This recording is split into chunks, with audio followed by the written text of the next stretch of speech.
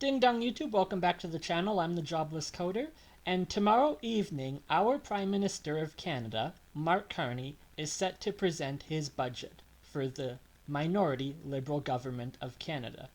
It is expected by most political parties, and even the news media at this point, that this budget is going to fail because of the preliminary information that has been presented so far on the budget.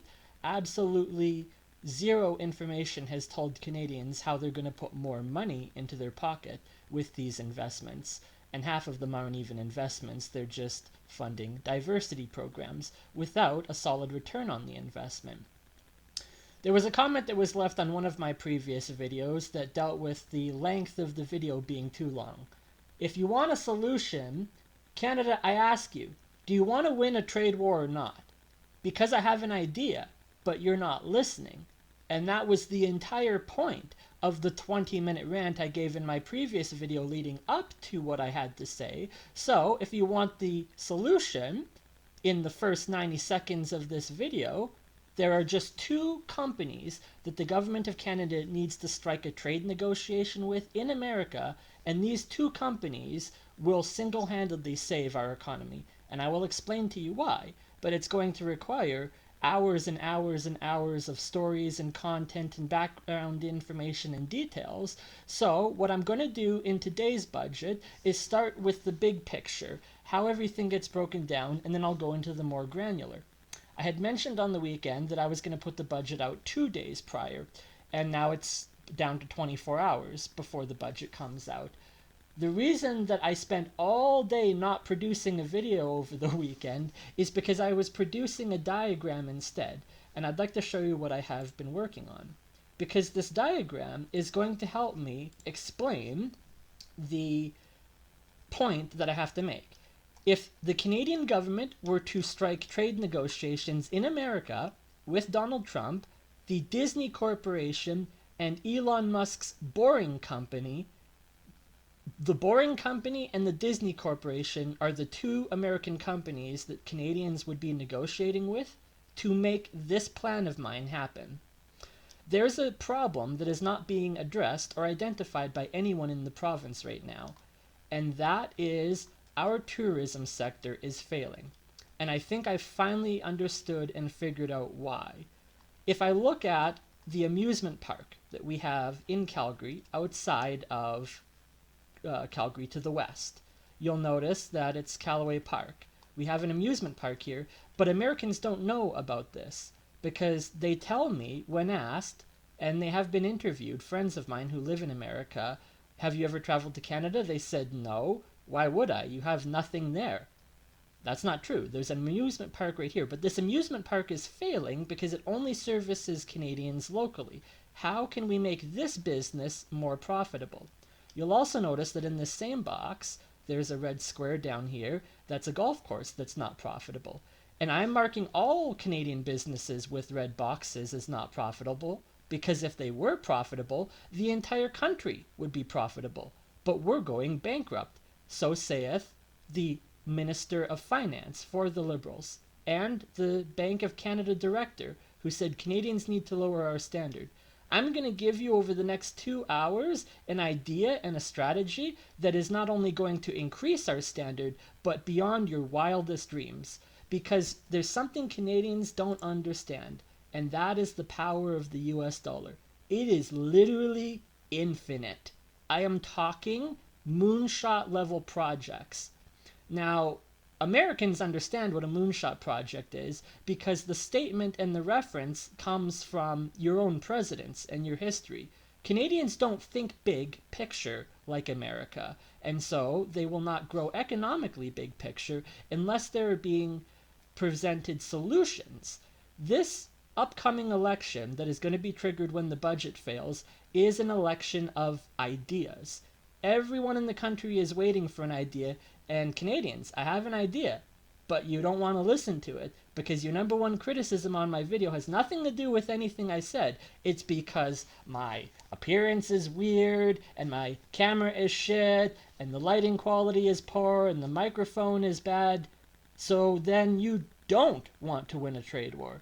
because I have an idea and a solution that is a moonshot project, and Canada needs to be thinking on that level, or we are going to collapse as a country entirely by our own fault. So, back to the map. There's a reason that I spent the last 36 hours working on this map. I've been comprising this entire map of Alberta to be the most granular map that has ever been created of this province. And you'll notice that I'm still working on it. Even after 36 hours, all this white space in here is areas of the map that I haven't screenshotted yet. You'll notice if I zoom in how granular the details are within the towns, all these intricate linking township roads. That's on purpose because I want to be able to show you in all of these small towns in and around the big cities in Alberta where the fun tourism stuff is that is not being properly serviced by the big cities nearby, and how we can go about fixing it. So I've put all different development areas of interest into these blue boxes. I'll start by explaining my legend, which isn't even on the map yet because I haven't created a legend yet. But the blue boxes represent potential areas of development. So here we have the three major cities in Alberta. Calgary, we have down here the city of Lethbridge, and in the north of the province we have Edmonton. The reason I know that this idea is going to work and is solid is because I understand in extremely intricate detail the tourism sector of this province. I have lived here my entire life, and I know the details of the land and the layout and the geography like the back of my hand, as well as all of the distances and driving times between everything and everything else. The problem is that to get from one major city to the next, say Red Deer up to Edmonton, is an hour-and-a-half drive. It's another hour-and-a-half drive from Red Deer down to Calgary, making it a 3-hour drive between Calgary and Edmonton. There's an hour drive through Calgary, and then there's also another 2-hour drive from the bottom of South Calgary down to Lethbridge. So to travel this entire stretch of road from the bottom city of Lethbridge near the border of America all the way to where the top of the residential sector is developed in Edmonton is about a 7-hour drive or a 14-hour round trip. And all of this stuff in between that could be accessed and utilized by everyone in the province is not being accessed and utilized, because if I'm living in Lethbridge, it's impossibly difficult to get to Calgary for anything lest I spend 6 hours of driving round trip. If I live in Calgary, it's impossibly difficult to get up to Edmonton lest I spend 6 hours driving round trip. And yet, you'll notice there's only one amusement park in the province, but it's located here in the center. There's also a big, massive shopping mall up here in Edmonton called the West Edmonton Mall. So what does that mean? It means that none of the citizens in Calgary have easy access to West Edmonton Mall, and none of the citizens in Edmonton have easy access to Calgary. Canada, if we want to fix our problems economically, we need to make economic flow of money between the cities within our province easier. And there is a solution, but there is an non-negotiable. There is a non-negotiable term to this solution. It's that you're going to have to accept help from an American company. Why are you going to have to accept help as a Canadian citizen from an American company for this idea to work? It's because Canadians aren't innovating anymore. Modern problems require modern solutions, and there just happens to be a modern company that is working on the answers to our problems, because Elon Musk's Boring Company is the thing that Canadians need, technically speaking, in terms of innovation for this idea of mine to work. And I think it may just work if Canada got behind it and we were putting our budget towards funding the Boring Company, because what the Boring Company is going to do for the province of Alberta is going to change the entire political and economic landscape of our country forever going forward. And that is a bold claim that I'm making because I believe that it is true. I genuinely believe it is true. So, if it takes almost 19 hours to make a round trip through all of this land, and it takes 7 hours to make a direct trip from the bottom city to the top city, how can we provide easier access to the entertainment side and the tourism side of the country so that these businesses don't go under or fail? If Callaway Park went under, it would be the last amusement park that we ever had in Alberta. If West Edmonton Mall goes under, it'll be the last water slide that we ever have in Alberta. And I'll show you why that is. It's because we've already been losing a lot of the stuff that we used to have in terms of tourism and fun activities. There used to be a water park here in the town of Sylvan Lake. On this tiny peninsula, this little green strip of land, this red area represents what used to be a productive business that is no longer there. It doesn't exist anymore. It's just an empty parking lot. So if you're going to have all of the tourism and all of the fun things in the province collapse because they're being mismanaged by the infrastructure and connection to the cities that they're tied to, then what does that mean is that there's less and less and less and less incentive over time for Canadians to have children.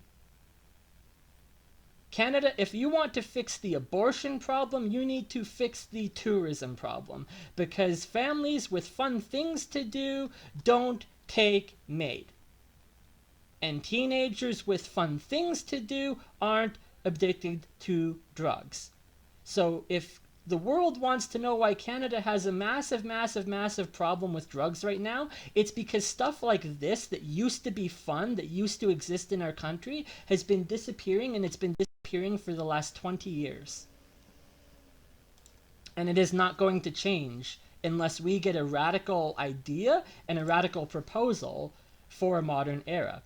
So, the proposal that I have is that we are going to strike a trade negotiation with Elon Musk, the Boring Company, Disney, and Donald Trump, because those are the only American players that need to play ball for any of this to work. And I'm going to explain to you how. But in order to explain to you how, I need to use math. And that's the problem. The moment I get into math and the moment I start explaining things in granular detail is when people turn off of the video. So again, Canada, I ask you, do you want a solution to the problem or not? Because I have a solution, but you're not listening. So what I'm going to do is I'm going to show you why I created the map as granular in the first place. It's because of this, the map data at the bottom of Google. Because I have created this map as a panoramic screenshot of taking a collage of map screenshots and then moving the camera and taking another screenshot and moving the camera and taking another screenshot, and that is how this map has been composed, you'll tell it's not entirely perfect. This road here doesn't entirely join where it needs to join, but that doesn't matter because this road is not important in the equation to everything else. I'm focusing primarily on the major highways. In terms of Lethbridge, we have Highway 3 coming out to the east and out to the west. This highway takes you out to Vancouver. We have Highway 36 going north up through Vulcan. We also have Highway 2 coming down south from Calgary. What the world is going to learn with the Canadian budget, if we were to adopt this, is that this stretch of highway that has the number 2 on it, from here in the town of Fort Macleod, this number 2 highway goes up through the towns of Claresholm, Staveley, Nanton, High River, Okotoks, and it gets to Calgary. It continues through Calgary, the Highway 2, and it goes up through Airdrie, Crossfield, Carstairs, and Didsbury. This tiny little hamlet town in the blue circle, when I zoom out in the map, that circle in the middle is where I live. And you'll notice I have pinned 2 American corporations that currently operate in this town. And that's going to be important to a point I make later, but I'll come back to that because it's not important now. You'll notice there is a Dairy Queen located exactly right here and an A&W located exactly right there. By doing this map at scale, I can put pixelized dots on the screen that are at scale. This red pixel is the scale of the building that sits here on the land. And this red pixel is the scale of the building that sits here on the land that represents the lot of Dairy Queen. That's how minuscule it is. But you don't need much for a restaurant. So I want you to pay attention to why the dot is red. The colors have significance. How can we turn these non-productive businesses into productive businesses? Because if they fail, then what does it mean? This American corporation now loses one of their restaurants. And there's going to be a lot of American corporations that are going to lose out on a lot of things if Canada goes bankrupt. Because if I just look at the city of Calgary in itself, there is 10 Walmarts located within this interior boundary that I've defined.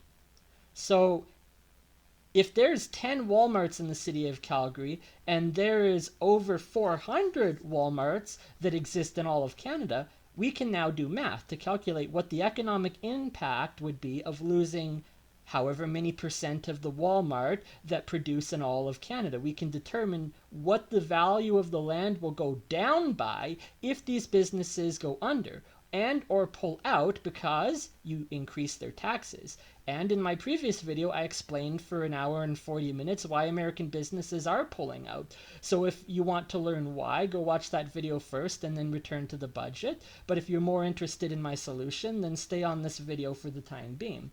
Because what I've done now is I've created a system of replicatable steps that I can use to determine cost and calculation of things. By making a map this granular, I've now turned this paint program into a computer application that allows me the opportunity to toggle the layers on and off when I need them on and off to prove a point. And because it'll be on separate layers, I'll even be able to create a virtual application at some point in the future that has all of the different boundary boxes outlined with maybe more precise outlines than what I have to start. This is a rough draft. This is a prototype for the idea that I've had, because I don't know for 100% fact that it was going to work. But it wasn't until I started outlining some of these boxes and areas of interest that I realized how brilliant this idea actually is. So we'll start with the infrastructure development. If I turn on the infrastructure development map, which is currently a work in progress because I've been working on this entire thing for 36 hours and I'm still not done, this is going to be an ongoing project for me as Canadians go into a federal election. Because if we end up in a federal election before Christmas and I'm sitting here with no job and no employment because I'm unemployed on my mother's couch, I will put 110% effort into perfecting this map and these diagrams and these numbers, and I am using the power of artificial intelligence to help. Because I can ask questions like, if a stretch of transit was going this distance and it was traveling this speed, how long would it take? And now from that I can calculate the commute time between different centers of interest and location. And on top of that, I can calculate different route paths on this new transit system. These lines that you see going from here in Edmonton all the way out here to the town of St. Paul and all the way down here to Drumheller. It goes all the way down to Lethbridge, back over here to Fairmont Hot Springs. The path goes up here. It goes up to the ski resorts in Banff and Lake Louise, and then it returns down here to Callaway Park. And the path from Callaway Park is connected directly to the airport. Here is why I think this may work. Underground. This transit system that I am proposing needs to be an underground tunnel system of high-speed rails that the Boring Company is going to develop for Canadians using $1 billion of our federal budget allocated towards this project. That is 10% of the entire infrastructure project for the country of Canada, if we set a price point of $10 billion. Again, I tell you, and Americans are laughing at us because Canadians don't understand math. It requires listening to a video and content that I have produced. But when I try to tell people math and I try to explain things in granular detail and why something makes sense, they don't understand. because even when Canadians agree with me and think it would be a really awesome idea that might actually help to get a Disney in Alberta, they don't have the point-by-point details in their mind to understand why. And so they look at me like this deer in the headlights look, like, oh, well, even if we did get a Disneyland in Alberta, there's no way that or in Canada, sorry, we got a Disney in Canada, there's no way it would be built in Alberta because it would be built out in Ontario. No. It needs to be built out in Alberta, or the value proposition that the Canadians need to present to the Disney Corporation doesn't make sense. Unless you tell me how Disney on their 7th new theme park is going to make more money building it in Canada, Ontario, rather than the Middle East, you haven't given them a better bang for their buck. The Canadian people, I think, need to get behind this plan because this plan is a better bang for their buck. And it is going to be the catalyst that alleviates and ends these trade wars. Why? Because Americans are going to be asked to do something for us too.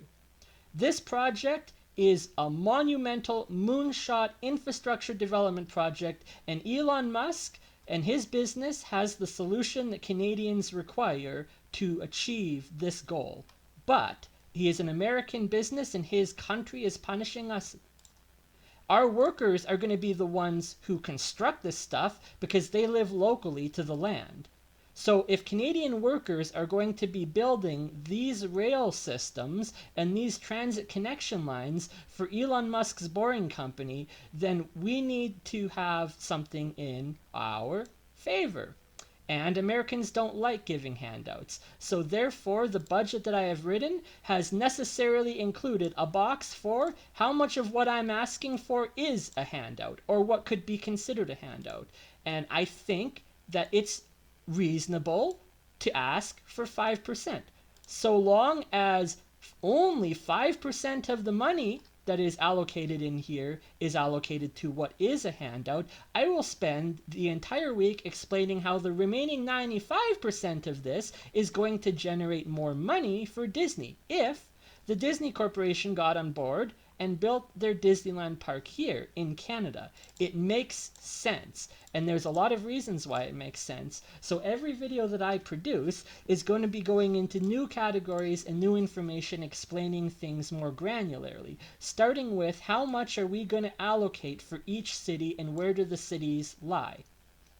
For the Hyperloop, you'll also notice that I'm keeping a running total of the money I've allocated so far from the $10 billion, the remaining amount, and how much percentage has been allocated already.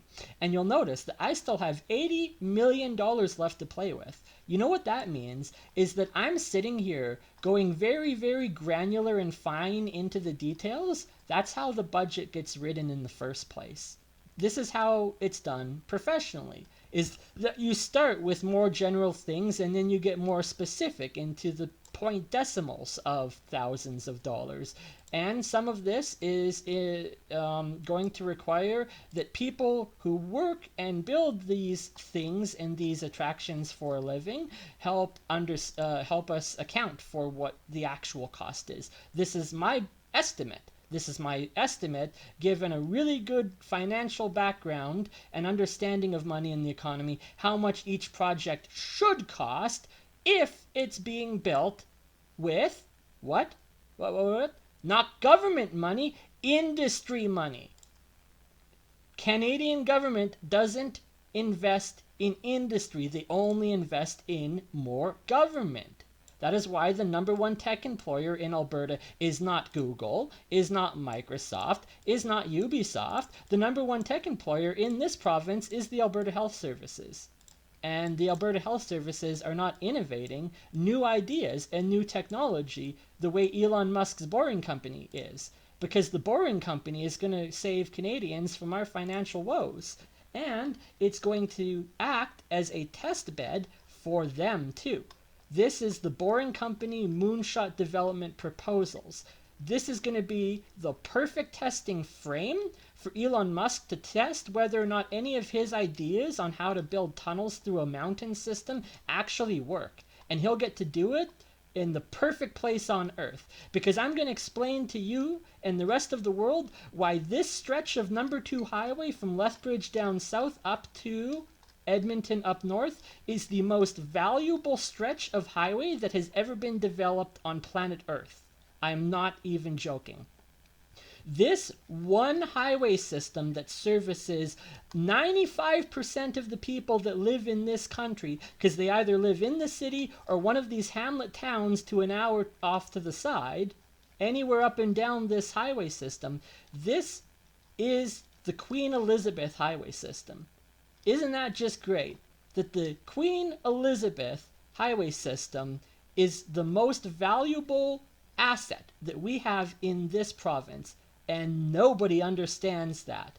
And yet 100%, if not more, of all the tax money that gets spent in this province on development and infrastructure, it goes into paving roads. There's like 6 different construction projects happening right now in the city of Calgary, just along this stretch of highway here. Going all the way down here and all the way up here, they're paving the road here, they're paving the road here. This is the most maintained highway system on planet Earth. I'm not joking. Because every single stretch of it has been maintained and updated and at some point under renovation for the last 35 years. Every day of my life that I have been alive, there has been construction projects somewhere along this stretch of road. Therefore, this stretch of road is the most heavily invested in project. It is our number 1 asset as Albertans. Because this stretch of road connects all of the tourist destinations like Callaway Park to the rest of the greater transit system. But here's the problem. Mountains. And it's impossible to build through their terrain. If I remove the development infrastructure for another moment, you'll notice that the road coming out of Calgary is pretty straight if you get to Callaway. But then as soon as you get into the mountainous region, it goes up here, and it turns over here, and it comes back down here, and then it goes all the way up here, and then it goes all the way back over here, and then it'll come all the way back like straight down, almost straight down here, and over here. It'll go over here to Vancouver. This highway system is like 4 times longer than the actual distance between these communities, but it's the only stretch of road that has been able to be built through forever, because we didn't have the Boring Company back in the 1800s when they were building the Trans-Canada Railway along this stretch of road. Why are these blue boxes important to the equation? Because these blue boxes all sit along the Trans-Canada Railway, which means that there is a location. I haven't marked it yet because I'm still working on the map, but there's a location somewhere along this stretch of railway that is called the Last Spike. And it is a tourist destination in Canada that is failing because Americans don't care to learn about how the last spike in our rail system was placed into the ground. But if we built a Disneyland for them 1 hour south of Calgary, they might come out here to the Last Spike as a tourist destination on day 3 of the family Disney trip. Just saying, as a hypothetical, if Canadians wanted to get on board with the idea. Or you can listen to Mark Carney, or you could listen to Pierre Poilievre, or you could listen to Mad Max or Elizabeth May tell you that they don't have any ideas, because if they had any ideas, they would give them to you. I am giving you an idea that is sound, and whichever party adopts this idea is going to be the party that wins, because this Christmas, Canadians are going to be voting on whether or not they want World War III over resources or a Disneyland park in their province. And it's that simple. Because when I take all of these important areas of tourism and I connect them with an, God forbid, American company's infrastructure and development techniques, this was invented by Elon. This was not invented by Canada, but Elon is going to get an opportunity, a business opportunity, to test his theories to see if they actually work. And here's how the plan is going to operate. First of all, I'll go back again to the circle. So this is where I live, small hamlet town of Didsbury. If I travel down this number 2 stretch of highway, which is the most valuable highway on planet Earth, and I enter down into Calgary, that's about an hour commute by car to get to the airport from my house. And then it's another hour to get through this box from the top to the bottom. It's another 40 minutes from here out to Callaway Park, so it's about an hour and a half to go to Callaway Park. There's also another route out through here in the township roads that also leads to Callaway Park. So, the green represents potential bus lines. I'm not saying this is where we're building shit. I'm saying this is where it makes sense to build shit. And then, this is what Canadians argue over. Or, you can argue over land and resources, if you would prefer. And your property rights out in BC. Because I have a solution to that too. But the solution is not going to happen unless Alberta gets a Disneyland park.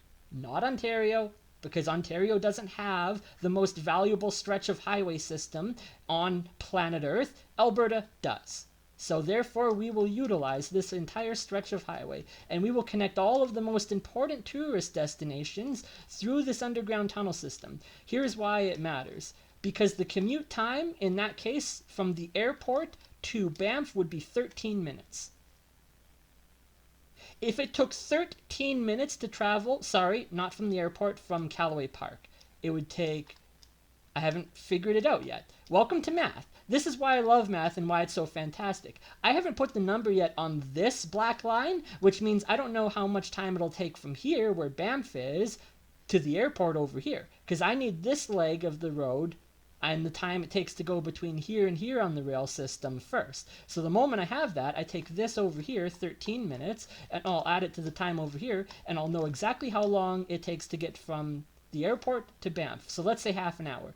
Currently, it's a 2.5 hour drive from the airport out to Banff through Canmore. So if we can reduce that to 30 minutes through an underground rail system that is high speed and operates at an estimated 600 miles per hour on electric rail track, you know what that means? That's going to save 15 hours and 25 minutes on the commute around the entire operational plan. This entire structure is the Hyperloop system, the Hyperloop transit system that Canada is going to propose. So this is going to save 15 hours and 25 minutes on a commute around the entire province, and then you can go and you can calculate how long does it save for the commute from the airport out to Banff? How long does it save from the commute from Banff down to Fairmont? Why am I linking Banff to Fairmont? Because they are tourist destinations. There's a tourist destination here, and there's a tourist destination here, and you can link them by drawing a straight line through the mountain. Elon Musk will drill through the mountains of Canada and through the landscape to build this rail system. And this rail system will allow commuters to go from Calgary down to Fairmont in like 40 minutes. Where it currently takes 4.5 hours, if not 5 or 6 or more, depending on where you're going first, because there's all sorts of different options and roads and different things you can turn off at. And you see all these interesting purple cameras on the map. These purple cameras are our tourist destinations. So the problem is that these tourist destinations don't generate billions and billions and billions of dollars because they don't have a $1 billion Disney IP attached to them. So this map is being drawn out and planned with the entire idea and intention behind it. Where can we put one singular Disney attraction near a place like right here in the middle, and it would attract people, number one, to the Disney. Number two, they would go to these purple camera sites that are nearby, because Americans aren't traveling to our country at all to visit or travel or see these wonderful natural landscape and beauty, and there's a lot of value proposition on this land. America, why did you not even consult Canada if you were building your Disneyland here? I personally think that this one company is so monumentally important to this planet and everyone on it that it needs to be something that is treated like the Olympics. What do I mean by that? Every business within a 300-mile radius of a Disneyland park prospers like ridiculous amounts of money. I am talking oodles and oodles and oodles of money for every other attraction and tourist trap and hotel and taxi service, and every other business at all within a 300-mile radius of a Disneyland park will benefit for having a Disneyland park nearby. Therefore, I don't think this is something that the Disney Corporation should have the exclusive and only say into where a Disneyland gets built. If they want to build it in the Middle East, they need to tell the world how they're going to provide more value for the world, because Canada has a plan too.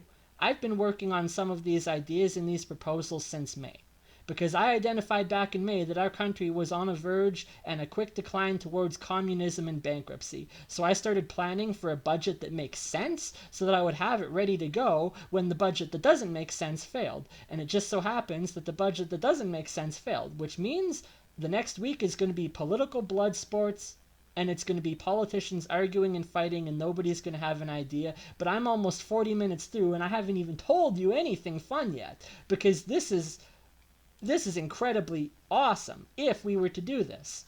So I'll first of all walk you through the process of the transit system, because this is a two-step development process. First, there's the transit system, and on top of that, at the same time, there's also the tourist destinations. We need the transit system first because we need to service what we have currently first. Prevent these businesses from going bankrupt before a Disneyland moves in next door. And that is something that will be non-negotiable on the Canadian side. We will build the rail system first and the Disney parks second. Because if you put a Disneyland park anywhere near any of this without the operational and infrastructure support behind it, it will not work. You need to build the infrastructure first. So the proposal that I have is that here is where Elon will dig with the Boring Company. This is the drill site in the city of Calgary, just to the west, and just to the south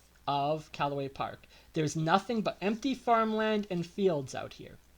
So the land here will be acquired by the Boring Company, and they will dig here in the fields to the south of Callaway Park into the ground, and they will build an underground terminal system from which to operate. This is where everything starts. This is building number one. So the way that this is going to work mathematically in a way that actually makes sense is that you need to zoom out and look at all of the interconnecting transit lines on this new proposed transit system of mine. And you need to figure out the landscape of all of this land, because this land is where the transit system gets built under. What does that mean? If the transit system crosses directly through a lake like this, the transit system in this location needs to be built at a specific depth under the lake.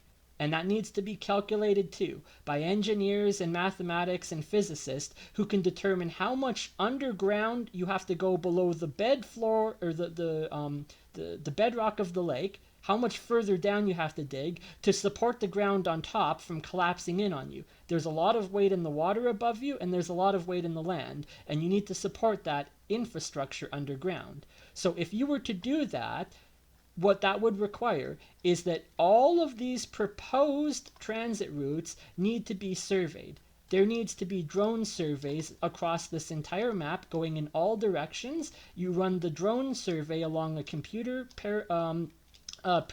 pre-programmed path to figure out where the transit lines would sit under the ground. That doesn't disrupt any of the above ground infrastructure, because the above ground transit is actually pretty good. As I said, this is the most serviced highway on Earth, and it is the most valuable highway on planet Earth. That is Canada's value proposition to America.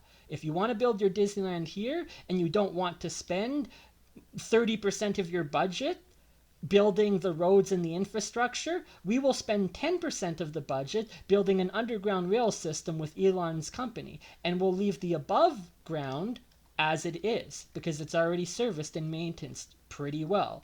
And along these green routes is where we can service buses on the roads that already exist, and along the purple routes are optional bus routes. And the purple routes are optional underground transit routes. The blue routes are optional bus routes. So, for example, this blue line coming north out of Calgary is an optional bus system that could be transited up to Red Deer, but it is not required for this plan to work. If you took that out, the plan would still work. That's a hypothetical option. That's why it's in blue. Where the green transit must exist where I place it, or this business proposal doesn't make sense. If you do not build the bus lines along these exact green pathways, this plan doesn't make sense. The blue pathways are optional, and we can debate about everything else and everything in between. So, this is why, okay, why is this going to get us our trade deal? I just realized for the past 5 minutes I've been talking without looking at the map, so I apologize about that. I'm not professional. I'm sorry. Give me a break. I have an idea. I want people to ideate on it. So, this is why it's going to get us our trade deal. This golden box here. This blue box represents the city of Lethbridge, but this golden box represents the opportunity for the value of all this land in here to increase exponentially in addition to the city of Lethbridge. Why would America agree to this? Because this is a new form of transit. Therefore, this needs to be a new form of federally regulated transit. This location here in the underground in Lethbridge needs to be a US-Canada customs stop along this pathway, which requires more funding that we're going to build a customs office to the side. You will enter through customs and you will be processed through customs before this is the important part. You will be processed through customs before you enter into the underground area of the transit system, because anyone down there that gets through with a bomb could sabotage infrastructure that we don't want being blown up. So you separate the infrastructure of Elon's tunnels with the customs and officials. So you build a customs office here and connect it to the underground system. We now have access point to the United States. And guess what? If the state of Montana was to do this too and build an underground system like this on their side of the border, you can connect this terminal station here across the border down to the US terminal station, which would be down over here in Montana and Great Falls. And the time it will take is not 3 or 4 or 5 hours to get down to Great Falls. It'll take 30 minutes or less because it'll be a direct, straight line, the shortest path across the distance, built underground. The reason that this needs to be regulated by the federal government is because this needs to be like airports operate, where the elevation levels of the planes are regulated. You cannot have certain planes at certain heights depending on other planes at other heights. It's all calculated and computed out. Therefore, if we are going to build an underground tunnel system, then we need to determine how deep underground, and each of these terminal stations is going to be at a different elevation. Therefore, the United States and Canada need to work to agree upon the construction and the methodology for doing this. To connect this black box with a black box down here in Montana means that our elevation, the depth at which the tunnel exists underground, will be different. Why? Because this process of calculating how far underground do we have to bury to be below the water table of any part of the path along this journey, this process, I think, could be the process that every other province and state applies, meaning that the state of Montana will do this too, and they will determine their own water table heights. Why does that matter? Because it means that this entire system is flat. That is the only way that this works from an engineering perspective. Otherwise, you're going to have to account for traveling up and down and up and down. And that's the point that we're trying to avoid. If you want the direct, straightest path through the Earth from one point to the next, then we're going to have to determine how far we bury down such that the entire ground floor of this entire transit system and all of the tunnels is at the same level for the province of Alberta.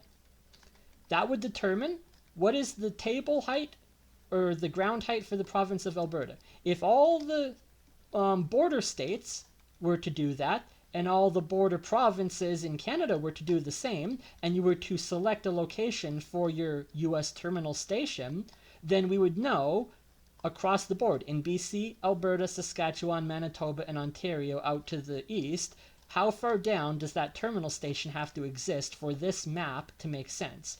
And then it provides more information about what you can do. Because if this is an underground facility going into the ground, that means that you can build different terminal stations going out. And the terminal station will have to exist at a different elevation underground, just the same way that airplanes fly at specifically set regulated heights. So the distances between the terminal stations, that's what needs to be regulated and set by the government. So if we Canadians can get Elon Musk and Americans to agree to this plan, it will get US and Canada a new customs office that has easily access to drill underground with a direct line to Montana. And then, if we did that, we would have access from Calgary down through Montana to any other one of these projects that gets built. If this is a test project for Elon's ideas, and it actually gets us what we need, quick commuting times that don't last 8 hours between interesting locations, it means you can do a 3-hour trip around this entire loop and pick the places you want to see. If you want to stop here out in the ski resorts for a day, you can. If you want to go up here to the West Edmonton Mall, you can. If you want to go over here to St. Paul, Alberta, you can. If you want to come down here to Lethbridge, where the customs office is, you can. If you want to go out here to the west in Fairmont, you can. And the travel time along any distance is going to be 30 minutes at most. It's not going to be hours and hours and hours of driving through mountain terrain. But this is where the value proposition comes in. Why is this stretch of highway the most valuable highway on planet Earth? It's because all this other highway is natural beauty. If Disney wanted to offer an experience that was a scenic drive through the mountains with like an open canopy bus, but it's a Disney branded bus that produces money, they can do that. And guess what? There are buses that already do that. They operate in the city. They operate in the town. It's a tiny ass hamlet. Nobody lives here in Canmore, and nobody lives here in Banff because it's impossible to develop in this area. Therefore, that is why no new roads have been built over the last 100 years through this area, because all of this area is regulated. This is Banff National Park. None of this land in here can be touched, but we can build to the edge of it here, and this is going to connect Banff directly to Callaway Park, directly up to the Calgary Airport. So, Elon will enter at big site here, just south of Callaway Park. He will build an underground terminal station. This will be the first station. He will then build one line of tunnel. The distance from that line of tunnel will go from the underground station along this pathway to this proposed area for the connector terminal to Banff. This connector terminal to Banff, and if you look at that, it is a perfectly straight line. This perfectly straight line is going to test Elon's equipment and his ideas and his theories, because this perfectly straight stretch of line is exactly that long. You know what that means? Math. If we can determine how much money it costs to build this one stretch of pipeline and a rail system that inhabits inside of it underground, then we can take this box and we can add it to this one here and move it along like a ruler and do this all the way down here and progressively over here, and it will be a very arduous and long and painstaking task to do that, but I don't have a job right now, so I might as well create visual diagrams to explain my ideas, because these visual diagrams are going to be what gets us the money into the country that we need. So what I'm going to do now is I'm going to show you what we do. The reason I keep flipping back and forth is because I don't have two monitors, so I need to make sure that I'm actually still sharing the map and not my face. So Elon will dig here. He'll build one stretch of line out here. That will determine how much money and labor time does it take. Does this project get done in a month, or does it take a week to make the machinery go this far? Does it take a year for the drill to get this far? I don't know. That's going to depend on the earth and the ground underneath and how hard it is and how the equipment of Elon's actually operates. So this one stretch of line will be built as a testing ground for the entire transit system. It will help us calculate how much this entire thing is going to cost in the end, because we will be allocating $1 billion towards it. And here's how the budget breaks down. We start with we'll start with Calgary. Calgary infrastructure. The city of Calgary will receive, of this budget, $300 million, and they will be expected to build a minimum of 3 with an optional maximum of 4 terminal stations for the underground transit system. And if I go back to my map, I'll show you where they're located and why. The city of Calgary will build this underground station here at the airport. They will build this underground station here at Callaway Park, where Elon starts the project. And they will build this underground station here on behalf of the town of Banff. Or the other option is that the town of Banff will be required from their subsidy, because they will be receiving $20 million. They will be required to put $5 million of that in. $5 million is 25% of what the town of Banff will receive from this budget for infrastructure projects, and they will put 25% of that into building their underground terminal station to connect to the starting one at Callaway Park. The moment that Callaway Park is serviced, the moment you can service this tunnel, you now have a functioning business with revenue stream. Elon can open a bus line here and charge tickets, and anyone coming down here can get on here and travel faster out to Banff than if they were to drive their car the entire distance all the way out here and down here and up there. So we'll offer access into Banff, and there'll need to be an additional infrastructure and support along this pathway for where the underground exit station of the terminal is. So now we're at station number 2. So the next station that has to be built up here is station 3.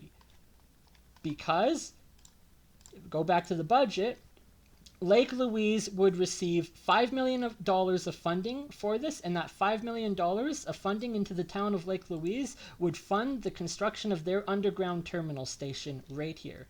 And it will be built into the mountainside underground. The reason that this map and this diagram makes perfect sense is because it allows you to connect ski resorts to the city. These ski resorts are way up here in the mountains, and these tourist attractions are built out here on flat farmland. How do you connect it underground? It would mean that when you arrive at this station in Lake Louise, you're at the bottom of the mountain.